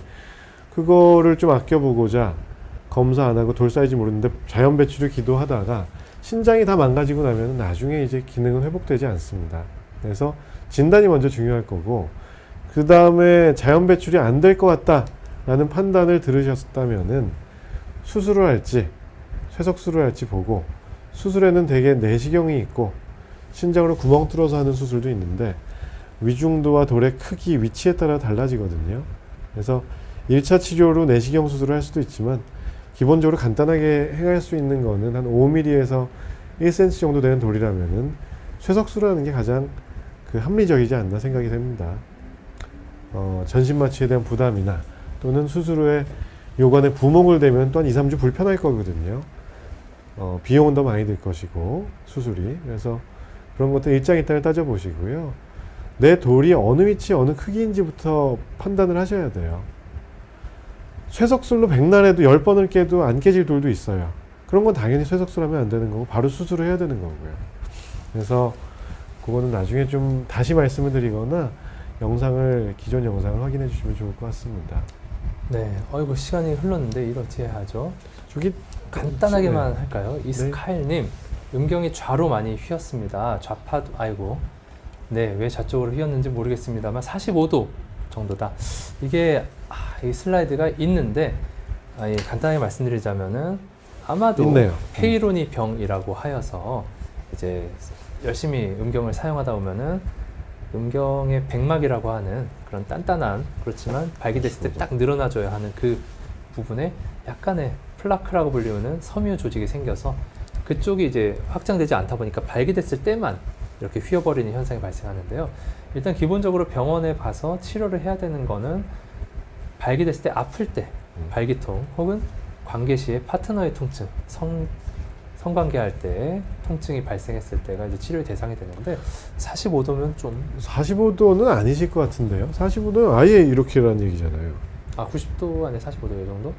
네, 그 정도.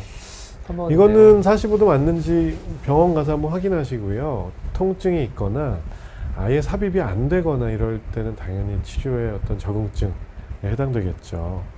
그래서 치료를 제대로 그 각도가 그렇게 심하게 휘어 있다면은 뭐 수술적인 교정이 필요할 수도 있는데 일단 병원에서 진찰 먼저 받아보실게요. 네.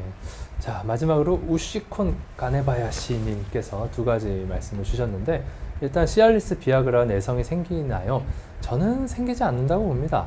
그거는 이제 혈관 그쪽을 좀 확장시켜주는 역할을 하는 건데, 물론 늘 항상 약을 써버릇 하다 보면은 심리적인 의존성은 생길 수 있겠지만 약물에 대한 큰 내성이 생긴다고 보지는 않고, 다만 이제 연령이 있는 분이, 그러니까 젊은 사람이 시민성 발기부전을 좀 해소하고자 잠시 드시는 거 말고, 고령인 분들이 드시다가 어느샌가 비아그라 50mg으로 되던 게 100mg으로 늘려야 되네 라고 했을 때는 아마 그 시간 동안에 조금 세월이 흐르고 나의 혈관이나 이런 게 조금 더 뭐 노쇠하여서 그렇다라고 봐야 하지 않을까라고 저는 생각을 합니다. 전립선염 전력이 있는데 요도가 가끔씩 가려운데 정상인가요? 전립선염의 여러 가지 증상 중에서 요도 쪽 불편감이나 소양감이 있을 수 있는데, 언제나 이게 요도염이랑 좀 헷갈리는 부분이죠. 그죠. 그래서 아마 젊으신 분이시라고 하면은 늘 항상 우리가 어떤 세균의 감염을 의심을 해야 돼서 병원 가셔서 검사해 보셔도. 네, 소변 검사는 해보시는 게 좋을 것 같아요. 네. 아이고 왜? 그리고 이매령님께서 끝까지 그 시청을 해주고 계셨네요. 아, 현실 서울의대 조정석, 유연석, 정경호가 있을까요? 어떤 역할을 하는지는 모르겠으나 그 산부인과 선생님 같은 분들은 꽤 많아요. 산부인과 선생님 어느 분인가요? 정경호님인가요? 그분 이름이 누구죠? 미생에 나오셨던 분인데 아, 아무튼 그런 분들은 많아요. 그리고 이 드라마를 안 보셔서 모르겠는데 거기 레지던트로 나오는 그런 그 여선생님들이 있거든요. 아 예. 되게 현실적인 캐릭터예요. 아 그런가요? 네, 그 외과 레지던트 여선생님도 그렇고 음, 그 신경외과 그 여자 배우분도 그렇고 네. 실제로 되게 그 뭐랄까요, 인물 성격은 잘 집었네. 네. 굉장히 다들 인물들이 너무 좋고 너무들 여유롭고 해서 그렇지 사실 대학에 있는 40대 교수들이면 어마어마하게 바쁘고, 아, 그러니까 뭐 서울대병원을 예로 들면은 진료도 중요하고 교육, 학생 강의, 거기 그 본과 4학년생도 나오거든요. 홍도와 윤복이가 나오는데, 연구까지. 근데 제일 중요한 게 연구잖아요. 네. 그 뭐랄까, 의학 연구. 의학 연구, 네. 교육 연구 진료 중에서 많은 대학병원들에서 연구를 제일 중요하게 생각을 하죠. 네. 논문 쓰는 거. 그래서 이거는 어마어마한 스트레스를 동반하고 밤샘과 주말에도 나와야 되고 되게 그 힘든 경우도 많은데 정말 너무 존경하죠. 아름다운 면모만 그려지는 것 같긴 해요. 드라마는 그래도 아름다워야겠죠. 그래서 조정석, 유연석, 정경호, 아무튼 저의 선배, 후배, 동기들 중에서도 굉장히 잘생긴 분을 지칭하신다면은 꽤 있죠. 네. 그래도 아름다운 분들 꽤 계십니다. 뭐 마음이 아름다운 분들은 더 많이 계시겠지만, 꽤 있는 것 같습니다.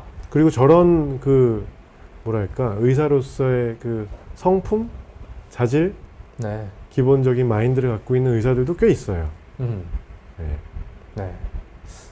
아닌 분도 있을 수 있겠지만. 그리고 인물이 좋으면서 그런 성품을 갖고 있는 사람들은 더 없을 수도 있겠지만, 아무튼 뭐 그렇습니다. 아유, 나중에 우리 그 전공의 때 얘기하면 참 할 얘기 많은데요. 네. 그렇지만 뭐 그게 재밌는 이야기일까요? 재미가 없어요. 네네. 비뇨기과는 뭐 응급상이 뭐가 있을까요? 아이고, 뭐 요로결석, 토전. 그리고 비뇨기과는 음경이 골절이 생기죠. 이게 그 주로 부위가 아래쪽이기 때문에 방송에 나오기가 힘들 수 있죠. 그렇죠. 뭐 수술하는 장면을 보여줄 다- 수도 없고. 다 모자이크로. 아, 네. 그런 건가요? 아, 그런 문제가 있었군요, 저희. 그렇습니다. 네, 아무튼 뭐, 네, 그렇습니다. 네. 너무 고생하셨습니다. 뜬금없는 얘기를 마지막으로 하고 오늘은 네. 방송을 마치도록 하겠습니다. 진짜 그리고 감사합니다. 네. 다음 달에 저희가 한 달 뒤에 또 오겠습니다. 그래서 다음에는 그냥 그 뭐죠? 성병 관련해서 또 질문을 받을 테니까요. 베타미가에 대한 얘기도 할 얘기가 참 많았네요. 네, 다음에 이어서. 다음에 이어서 하고, 다음 달에는 그 성병 관련된 주제를 뭐 질문 주시면은 저희가 또 공부해서 오겠습니다. 여름이 또 다가오네요. 네, 성병의 계절인가요? 뭐 그런지 모르겠습니다. 네, 아무튼 젊음의 계절이죠. 아, 늦은 시간까지 네, 너무 고생하셨고요. 고생하셨습니다. 또 다음 달에 뵙겠습니다. 편히 쉬십시오.